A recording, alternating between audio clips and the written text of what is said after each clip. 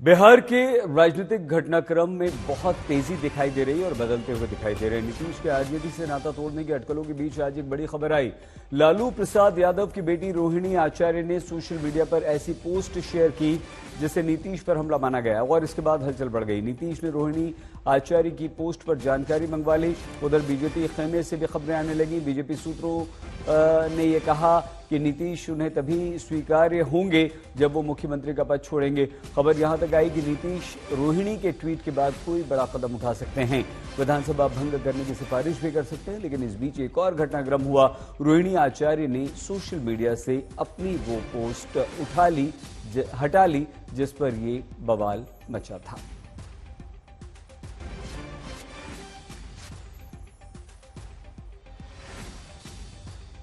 रोहित सिंह और शशि भूषण हमारे दो संवाददाता इस समय हमारे साथ जुड़ चुके हैं।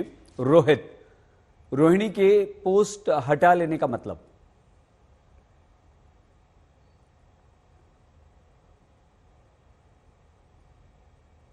जो नीतीश कुमार को संकेत देना था, जो बात बोलनी थी लालू परिवार की तरफ से, वो संकेत तो 2 घंटे के उस दरमियान जो है वो पहुंच चुका है। इसीलिए उस पोस्ट को डिलीट किया गया है। और जो हमें जानकारी मिल रही है, क्योंकि नीतीश कुमार ने भी वो पोस्ट देखने के बाद वो नाराज है।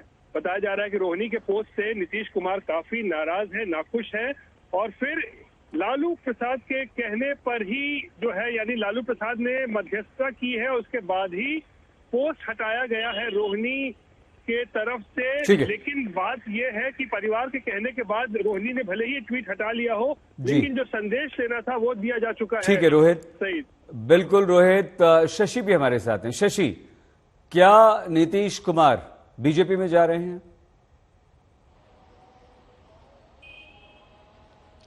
देखिए, बहुत बड़ी चुनौती है इस सवाल का जवाब देना, क्योंकि नीतीश कुमार जो इस वक्त जिस गठबंधन में है उस गठबंधन के अंदर वो कंफर्टेबल नहीं है, सहज नहीं है, ये सीधे सीधे दिख रहा है।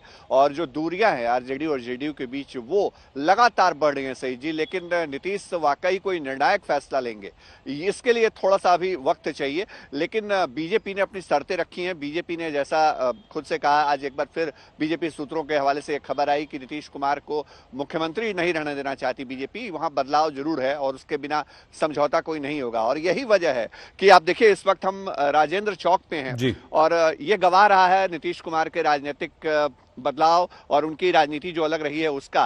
नीतीश कुमार सामने अपने आवास से निकलते हैं और यहां सीधे राजभवन चले आते हैं, जहां इस वक्त हम खड़े हैं।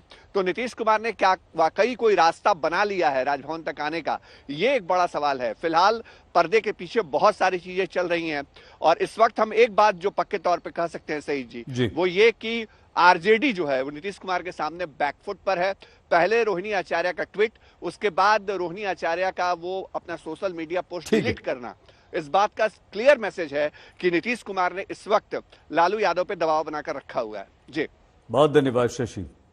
रोहित और शशि दोनों हमारे साथ यहां पर थे। रोहित, क्या आपको लगता है कि अब बात लगातार बिगड़ती ही जा रही है और वो जो प्रश्न हमने शशि से पूछा था उसकी संभावना नीतीश के बीजेपी में जाने की इन सभी घटनाक्रम के बाद और बढ़ गई है? सईद, एक चीज समझ लीजिए, महागठबंधन सरकार बिहार में इस वक्त वेंटिलेटर पर है। कभी भी कुछ भी हो सकता है और बताया जा रहा है कि नीतीश कुमार बड़े नाराज हैं रोहिणी आचार्य के ट्वीट से, काफी नाराज हैं। और ये बताया जा रहा है कि वो अब कोई भी फैसला किसी भी वक्त ले सकते हैं। हालांकि हमें जो जानकारी मिल रही है, संभवतः 26 जनवरी है, कल गणतंत्र दिवस है, तो वो शायद कल के पूरे कार्यक्रम को डिस्टर्ब ना करना चाहे और 26 जनवरी के बाद वो कोई बड़ा फैसला ले सकते हैं। और संभवतः हम ये कह रहे हैं कि मंत्रिमंडल या माफ कीजिएगा विधानसभा भंग करने का फैसला लिया जा सकता है। ये एक बड़ा ऑप्शन है नीतीश कुमार के पास, क्योंकि बीजेपी इस बात पर अड़ी हुई है कि अगर नीतीश कुमार को वापस एनडीए में आना है तो मुख्यमंत्री के तौर पर उनको स्वीकार नहीं किया जा सकता किसी भी कीमत पर। होना चाहिए तो बीजेपी का मुख्यमंत्री, और अगर नीतीश कुमार उसके लिए तैयार नहीं होते हैं तो फिर विधानसभा भंग करने की सिफारिश नीतीश कुमार के पास रहती है। और ये दोनों के लिए विन विन सिचुएशन है, नीतीश के लिए भी और बीजेपी के लिए भी।